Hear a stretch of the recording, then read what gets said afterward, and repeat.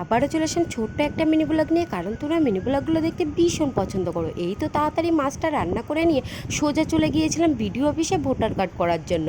আর আসার পথে বন্যার স্রোতে জাল দিয়ে মাছ ধরা দেখে আসলাম, যেটা কিনা অনেক বছর পরে দেখতে পেলাম। এই তো এখানে সমস্ত ডকুমেন্টস নিয়ে সোজা হাজির হয়ে গিয়েছিলাম বিডিও অফিসে। আর আমার সঙ্গে কিন্তু একটা দিদি, তার সঙ্গে পাশের বাড়ি একটা দাদার মেয়েও কিন্তু এসেছিলো। সবাই আসলে বেশ কিন্তু মজা হয়। এই তো এদিকে হচ্ছে আমি কাগজগুলো তার হাতে কিন্তু দিয়ে দিলাম, কি কি ডকুমেন্টস লাগবে আর কি। তো আমরা করছি ভোটার কার্ড এই কাকাকে দিয়ে। তো এখন হচ্ছে আমাদের বাড়ি ফেরার পালা। তো দেখতেই পাচ্ছ আকাশে কিন্তু মেঘলা করেছে, আর এদিকে কিন্তু জলের স্রোত বইছে। আর এইদিকে দেখতেই পাচ্ছ যে তারা কিন্তু জাল দিয়ে মাছ ধরছে। তাদের ব্যবহার যে এত ভালো, আমি ভিডিও করছি, তারা বলছে যে দাঁড়াও আরও ভিডিও করো, দেখো আমরা কি কি মাছ তুলি আর কি।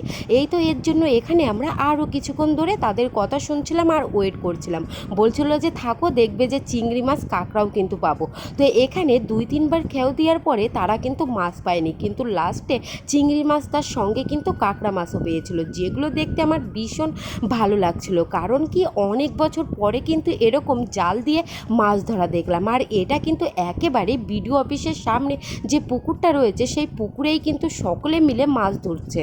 তারা প্রত্যেকেই কিন্তু জলের স্রোতের সামনাসামনিই কিন্তু এরকম মাছ ধরছিল। মেঘলা ওয়েদারে এরকম জাল দিয়ে মাছ ধরার মজাই কিন্তু আলাদা, দেখতেও কিন্তু ভীষণ ভালো লাগে আর কি। তো এর জন্য আমরা কিছুক্ষণ সময় ধরে ওয়েট করছিলাম যে তারা বড় মাছ পায় কিনা।